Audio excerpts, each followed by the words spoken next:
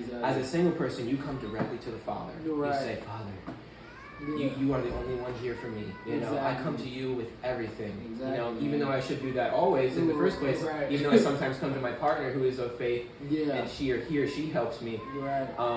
All I have is you right now, Lord. Exactly. You know, look at Jesus in the desert. You know, Right. being tempted. He didn't have John there with him. He didn't have James there with him to help him. Peter, you know, Peter. Nobody was there with him. It was Right. Jesus in the desert, 40 days and 40 nights. There's a reason why he was alone. Right. You know, so.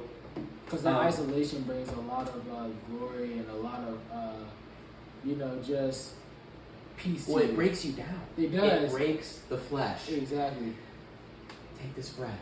Take this bread. I know you're hungry, Jesus. Right. I Jump know off you're this hungry. cliff, right? I will give you this whole world. This world is Satan's. Yeah, It's declared in exactly. the world. The Satan hit the earth like lightning all those years ago when he was cast out. This world is of Satan. Satan is the master of this world. Look, it's in the Bible. Exactly. It's true. A lot of people like to say, you know, Satan doesn't exist, and you know, this isn't Satan's world. Where is he? Right. He's all around you. Right. He's all around you through your actions, through your emotions.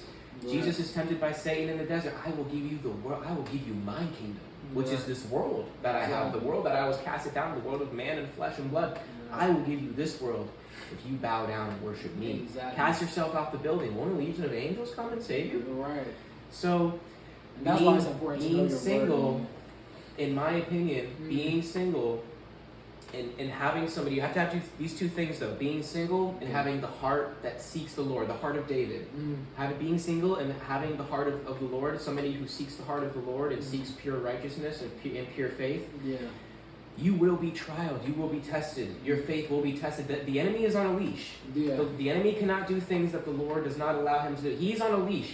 The Lord gives him slack. Yes. Yeah. The Lord gives the enemy some slack. And the Yeah. Lord allows the enemy to do things in order to draw you more towards him. Right. Lord, I have nobody else but you in my life right now. It's just me and you. Exactly. It's me and you. Help me understand who you really are. We talked about this last week. Being single, having the word by yourself, the Bible teaches you three things. The three big things the Bible teaches you is who the Lord is, who God is, who you are, and what your relationship looks like between you two. Exactly. Being single is the ultimate opportunity to spend the most amount of time in growing in the Word and growing in faith. Right. Not saying that your partner is an excuse, right? Right. Oh, Lord, I couldn't do my Bible study because I went to the movies with my wife, who's a Christian, so it's okay, right? Right. You know deep down inside, the Lord is your first love, right? Exactly. The Lord is my first love. I will always have the Lord as my priority. Right. Hey, babe, let's just do our Bible study real quick. 15-minute Bible study. We'll go to the movies. You know, Right. the Lord is my first love. So, Exactly. but yeah, to answer your question, being single, take advantage of it. Learn who God is. Learn who you are as creation, and learn what your relationship between the two of you looks like. Because that's what the Lord. This is why this book is so important. That's fire, dude. It teaches you what your relationship is like. This is why God doesn't have a name. This is why we talked about this the other week in our Bible study. Like He has names of His characteristics. I am Yahweh. When you breathe in and out, you say my very name. This is why I say when every tear you cry, every tear that falls, every shout of anger you shout. Yeah. I see it because I am Yahweh. I am your breath in and I am your breath out. You come from me. You are a creation of my image. Exactly. I am Jehovah Nissi. I am Jehovah Jireh. I am your rock. You lean on me. These are all characteristics. Right. I am Adonai, the one who stands above all. Right. So it's like once you dive deep, once you dive deep as a single man or woman, once you dive deep into the faith like that, you don't regret it, man. You really don't. You really start learning who the Lord is, and what His characteristics are. And He starts to just become more real and more and more real and more real and more involved in your life, and your faith grows and your faith grows and your faith grows. And I've gotten to the point to where I've told the Lord, you know, even though I pray that this never happens, I told the Lord, you could bring upon me a Job situation, and I will not. I can't stumble. I can't. It's just impossible for me to stumble at this point. You have just shown me so much in my life through faith and through the Word and through things just happening in my life that I can't explain. You have been involved in me from the very beginning, and you have taken the veil off of my eyes, and you have shown me what the world is really like, and you have revealed the ultimate truth to me, which is that this is temporary. The kingdom of heaven is forever. So once you truly realize that, you will lose all faith in the world, right? Nothing will become your priority of this world anymore. The Lord will become your priority, and you will just start talking about Jesus, because all of the problems that your friends will bring to you, which they will, once you become so solid in the Lord that you fix all of your own problems through Jesus, you start laying those things down at the cross, your friends will start coming to you, and you'll be tested in your faith with problems. With problems that people will come to you, and then you'll grow even more. So I watched there's a Christian movie. It's not necessarily a Christian movie. I've seen a few clips of it. I haven't watched the whole movie. It's a movie where a lawyer sues God. I forgot what it's called. It's called Something Versus God. It's a lawyer movie, and basically a tornado hits the lawyer's house, or the gentleman's house. I'm not even sure if he's the lawyer. I gotta watch the movie. I haven't seen the whole movie. I've just seen clips of it. And a tornado hits his house and his house only. So the insurance company counts it as claims it as an act of God, right? So they don't cover his policy. They don't insure his house because of that happening. Right. So he sues God in the movie. So the insurance company is going to say, "Oh, this is an act of God. Right. We're not. This isn't covered under your policy. Exactly. Sorry, man. This tornado just decided to hit your house and your house only." Right. So he decides to sue God in court. So you got to call people to the stand or whatnot, and so he calls a priest to the stand, a Catholic priest, and I guess a question arises of, how do you grow in faith with God, or when you ask God questions, how does He answer your prayers, or some sort of question along those lines, and the priest said, well. It was such a great line in the movie, and the priest said, well, when I pray to God for strength, He gives me challenges to overcome. So people of the world will think, well, hey, when I pray for God for strength, they think that they're going to be metaphysically empowered, right? They think, oh, I'm going to have strength of power, and I'm not necessarily even power of muscle and just raw power and strength, but internal power and mental power. They're going to think, oh, I'm going to be so clairvoyant in my mind. I'm going to be so smart. I'm going to have such clear thoughts. I'm going to be able to solve equations. Lord, give me wisdom and give me power. Give me strength. No, it's not power of the flesh. It's power of the Spirit. Right. I will bring you challenges to overcome, and you will have to rely on me to overcome them. Exactly. You will have to come to me, because if you try to do this on your own, you will fail and you will stumble. So a lot of young Christians and young men who are out there, who are seeking the truth of the world, who really want to know what's going on in this world, ask the Lord for challenges, because this is how you will truly grow, and it will be hard. Yes, my burden is easy, and my yoke is light, but the Son of Man still has no place to rest his head in this world. So you have to take the good with the bad. You have to say, I know that this is the truth. I know that Jesus Christ came and died on the cross for my sins. I know that the kingdom of heaven is real. I know that the Father is the Alpha and the Omega. I know that I was created from the dust of the earth. I know that I'm not a monkey. I know that I wasn't created by an alien. I know these things to be true.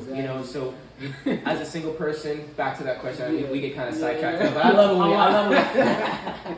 love when this happens. So being single and being in the faith, just grow, man. I'm telling you, a lot of the things of this world that you don't understand and that you are curious about, and that you think that you have the answers for, you really don't. You really don't. I promise you. Read the Gospels really thoroughly. Read Acts, go through Matthew, especially Matthew. Read the accounts of what Jesus did and the actions that he took. What were we talking about last year? There are multiple layers of spiritual knowledge in the Bible. You think you understand John 3:16?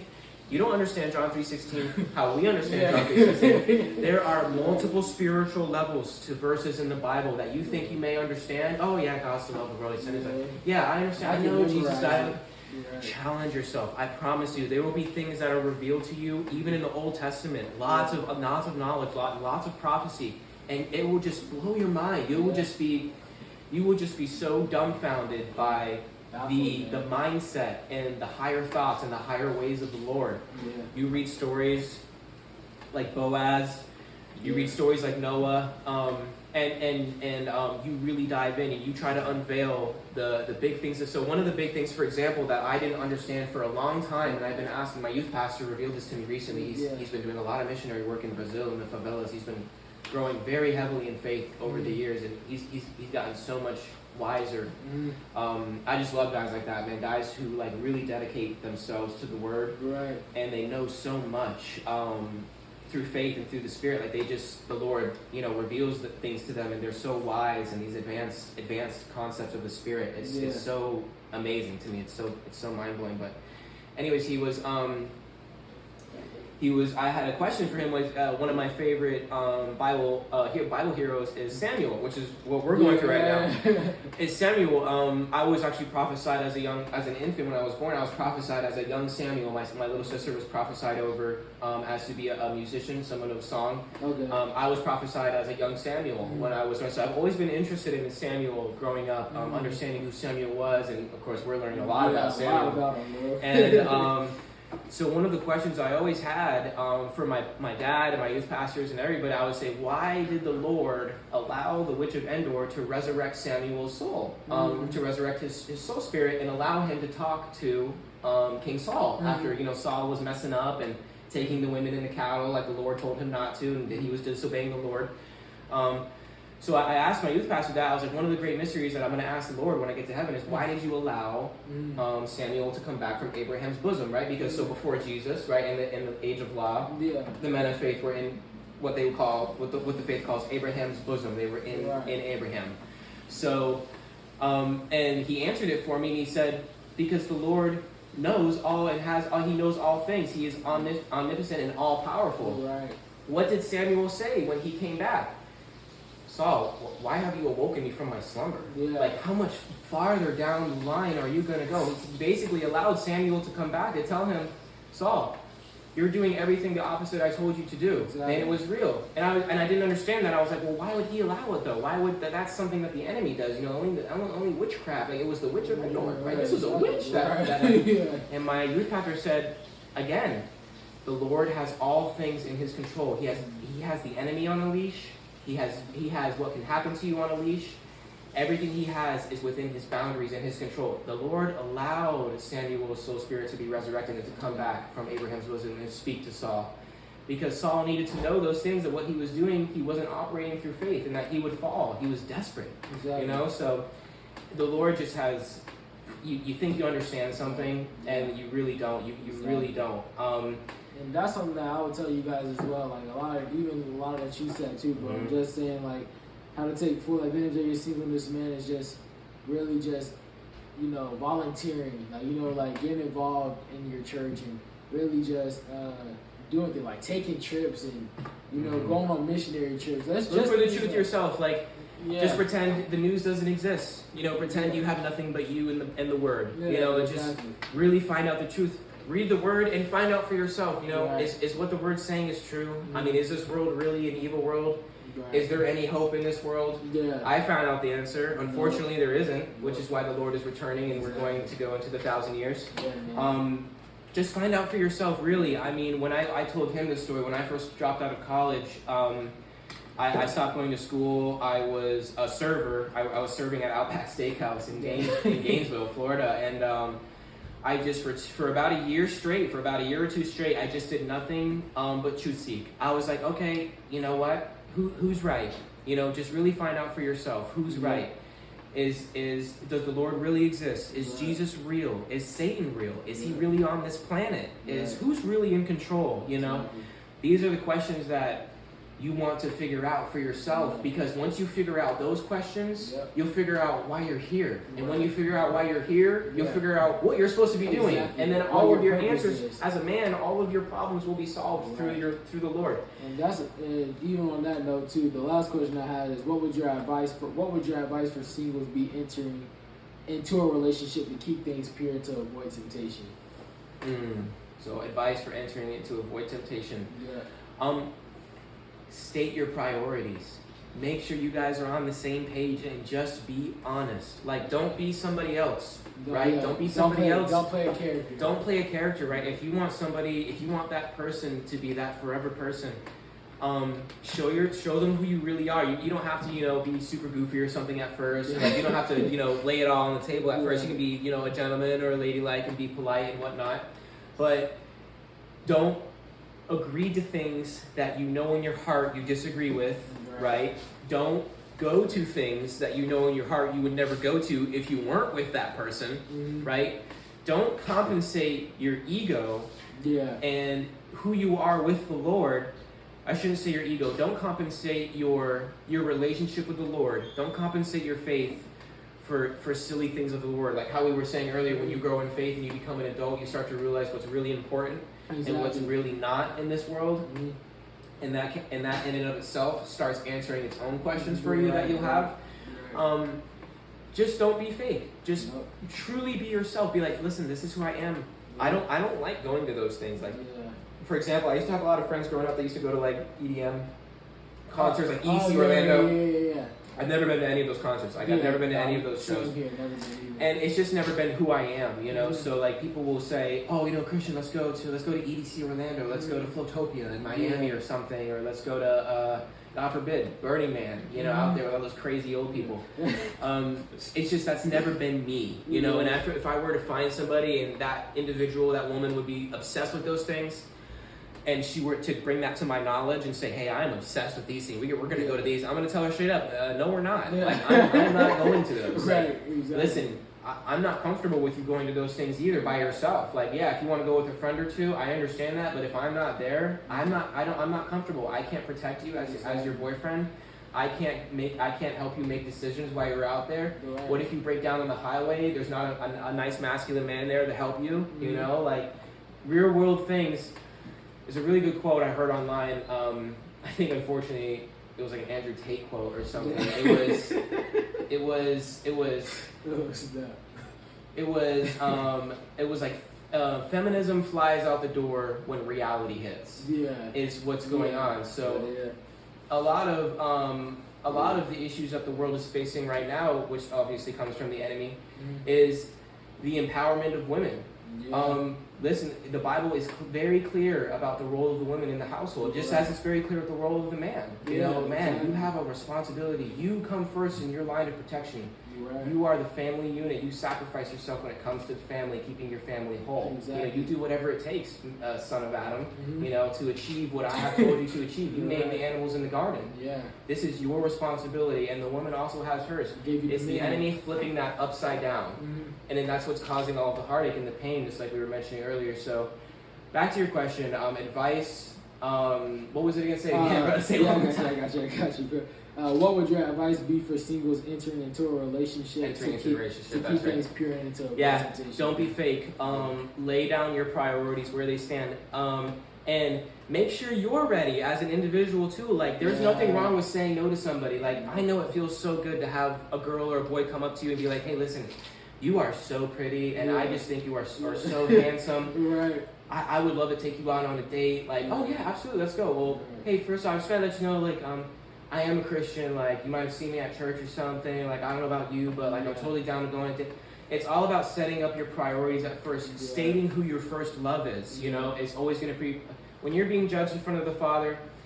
Who stands between you and the Father? Jesus says it is I. I stand between you and the Father. I represent you before the Lord. I am your advocate when you are being judged. Exactly. So if you don't say my name in front of your friends, why wouldn't I say your name in front of my Father? Exactly. So it's always about representing. If you make that clear, that individual is going to either like you so much to where they're going to either convert to that faith with you. If there's somebody of the world, of course. Obviously, if you're dealing with somebody of faith, that's a completely different story, like somebody you meet in the church. But if you're dealing with a worldly person who doesn't have the Lord, who doesn't know who Jesus is, right, knows the name, but doesn't know the person, these are unfortunately the steps you have to go through in order to make sure that this is the person for you, that make sure that this is the one that the Lord meant to have in your life, So that would be my first step, was to be laying down the law. It's like, hey, listen, if I truly love the Lord so much and I really believe that he died on the cross for me and he rose again, I'm going to make that my first and foremost. I'm going to say, hey, listen, I am a man of faith, like, I'm a man of God, like, I love the Lord with all my heart, all my soul, and all my strength, and as for me and my house, I will serve the Lord, so... And that's one of my things, too, is, like, my advice would be just, in all honesty, like, just make sure, like you said, like you as a person that you're ready, and just seek him out with your whole heart, man. I said that on making sure the woman is ready too, of course. Like it depends on, it's all situational, right? If you've known this person for years and you know she's a mature woman or he's a mature man, I've seen his actions in the past. Like don't rush. Like we were saying earlier, patience. Like you don't even have to be an official boyfriend girlfriend. You get to know the person. You can just get to know the person and be like, hey, listen, I like you a lot. Like eventually I might want more than a friendship with you, but I'm just a little bit wary because I have had dated people of the world before, and unfortunately it ended in heartache. And so the Bible says, like, you know, you will know them by your fruit, by their fruit. And, you know, people also don't know you by your fruit. Is she polygamous? Is she going out every other night with her girlfriends? Is she posting her body on Snapchat and on Instagram Reels? Like for attention. Her actions are a reflection of her priorities. The same thing with the man, right? The man's actions are a reflection. Is this guy going to the strip club every other night with the boys? Does he do drugs? It's about being smart and being patient, and those are the two things that unfortunately our generation lack nowadays. So form your identity in Christ. Build, like you said, build your foundation on that rock, man. Find out who you really are. Exactly. You know? And to avoid temptation, just set boundaries. Like, you know, like, like we're going to meet. Let's meet in public places. Like, you know, let's like, you know, go to the church. Let's volunteer at the church. Like, you know what I'm saying? Like, just don't set yourself up down a road that, you know, we all deep down know what road we're supposed to take and what. Nowadays, it's just so easy. The path is wide and it's long for the world right now. It's so easy. There's a big sign the enemy says, and it says, go this way. And the path is wide. It's very, very wide. The word says that the path into the gates of the kingdom of heaven are narrow and shallow. There won't be a lot of people who will be saved. I have this really amazing picture hanging up in my house, and it's a cross bridging over what is basically a chasm, which represents the lake of fire. And there's these two massive paths on each side of the base of the cross, and there's just people walking off and falling into and there's a little narrow path where the cross starts and it goes across into the kingdom of heaven. It's just a very powerful visualization of, you know, of what path you choose to go down, because that's the beautiful thing about the Trinity. That's the beautiful thing about the continuum in time, is the Lord has set this up for us so we can make choices. Everything is a choice. So people like to say, just to go off topic for a little bit, people like to say like we live in a matrix. You know, like, oh, this is the matrix. Everything is pre-planned out. Obviously, if you believe in creationism, if you believe the Lord lives outside of the continuum, like how he does, he's not of the universe, he is outside of it. He's the Alpha and the Omega, the beginning and the end. He has always been here and always will be. If you think about it, we do live in a matrix, because the Lord is viewing us from the outside of the continuum. He knows what has happened, what will happen, and what will happen in Revelation, which is coming. So when you think about it like that, you go, wait a second, if I'm living in a timeline that is predetermined by an almighty creator, and he has given me the freedom to make individual choice, then I know, based on the creator's word, that the things that are going to come will eventually come to pass. So now it is up to me as an individual to make those choices within, you know, quote unquote, the matrix, to make these decisions. And you can kind of have a mentality outside of the world. You can say, okay, I see now. It's just us. We're alone. We're here on this world. We were created in his image. The enemy is here amongst us, and we are going through trials and temptations right now. This is just who we are. We are avoiding sin to grow close to the Father and live in paradise with him forever. And this is the Father's will and his intentions. Of course, there's things we don't understand still. His ways are higher than our thoughts. His thoughts are... So it's like, I have questions too. You know, I don't know all the answers. You don't know all the answers. I have a lot of questions for the Lord. But his ways are higher than our ways, and his thoughts are higher than our thoughts at the end of the day. And I always pray, man. Like, you know, even back to that, like, you know, how to avoid temptation. Pray for yourself, pray for each other. Like, you know, and just really, like you said, get to know the person and, like, you know, understand, like, this is God's child as well, and I want what's best for him or her as much as they should want for me. And, like, you know, just, you know, before you even enter into that next stage of relationships and dating and all that, I know that's a topic that we always talk about in the society nowadays, bro. Just seek him out. Put your faith in the Lord. Seriously, like, it's okay to stumble. It's okay to make a wrong decision. But what's not okay is to then rely on yourself once more after you stumble. Once you stumble, just remind yourself that the Lord is always there. He's always with you. What's the scripture? Like, the righteous may fall 7 times, but they get up 8 or whatever. The righteous may get up. And last piece of advice, just continue. Be strong. It's hard out here. It really is. This generation has it really, really hard. It's hard because it's easy. The nation of America has a veil over our eyes right now. We've lost the Lord. We don't have the hand of God over the nation anymore. We used to. Right. We used to have the Lord's blessing, and we used to be looked out over for the Lord because we represented Him as a nation. We represented His ways through our characteristics. Right, the family unit stays together. This was the Lord's intention. The man marries the woman. This is the Lord's intention. Right. You are not to divorce. This is the Lord's intention. Once you marry, you are one, and we honored those things. We honored the 10 Commandments. We honored the things that the Lord had required of us. Exactly. And He blessed us. He blessed us as a nation. Of course, we had our trials and tribulations. We've had struggles, right? We've had slavery. We've had racism. We've had things to overcome as a nation. But compared to back in the day, things are a lot different nowadays. Things are a lot different.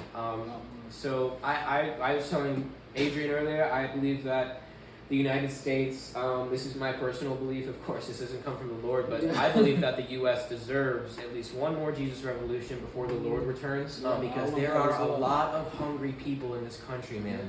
There are a lot of people who think they know the truth, but they don't. They really don't. They're being deceived by the enemy. Right. I mean, I know it's not necessarily witchcraft, but witchcraft is at an all-time high. It's like the surface level crystal stuff. Obviously nothing to take lightly, but unfortunately a lot of these flower childs, they're getting into the crystals, they're getting into the witchcraft. That stuff comes from the enemy. If you don't have the Holy Spirit with you, if you're not protected by the Father, the enemy, you are giving the opportunity for the enemy to come into your house. You are giving the enemy the opportunity to conjure you with spirits of oppression, with spirits of anxiety, with spirits of doubt. Right.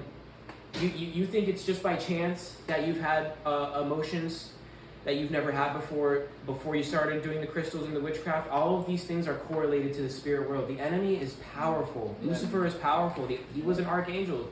Music used to flow through him until he wanted it to flow to him, which is why he was kicked out of the kingdom of heaven. Exactly. The enemy is not to be underestimated. The enemy is a very, very powerful individual. Like we said before, he's on a leash. The Lord has him on a leash. But if you don't have the Lord, then the Lord doesn't have you. The Lord will allow the enemy to come into your life and to stress you and to break you down and to depress you and to have you suicide yourself. Look at the suicide rate of the trans community after 2 years of conversion. Right. It's at like a startling 66%. It's ridiculous. Right. It's like every 2 out of 3 people after 2 years of convergence, of transitioning, they end up committing suicide because the world abandons them. The enemy abandons them once he's turned them. Okay, I've turned you into exactly what I want you to be. Now I'm going to leave you alone. Exactly. This is why everybody commits suicide, because they detach themselves from the Lord. They are spiritually in anguish, which is why they want to end themselves. It's not like they have conjured that of their own will. It's the enemy has turned them into what he has an image of. It's the opposite of God's will. I want you to mutilate your genitals, convert your sex, and then become something completely opposite of what the Father had intended you to be. This is why the suicide rate is so high in the LGBT community, because the further you stray from the Lord, the more you just want to end yourself, the more you just want to become darkness and but when you stray closer to the Lord, you're more filled with life, you're more filled with the Spirit. You want to commit action for the kingdom of heaven, and you want to share that with other people too.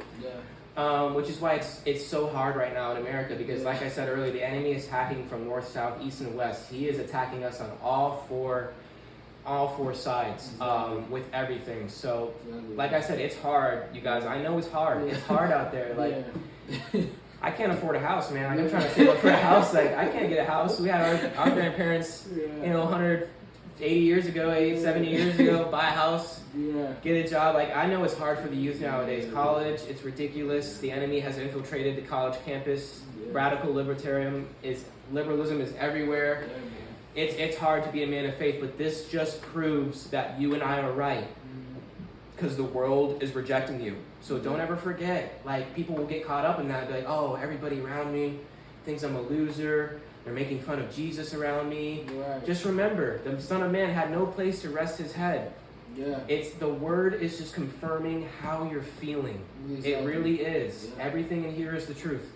So do your research. Like I said, I encourage you guys, do your research on the world.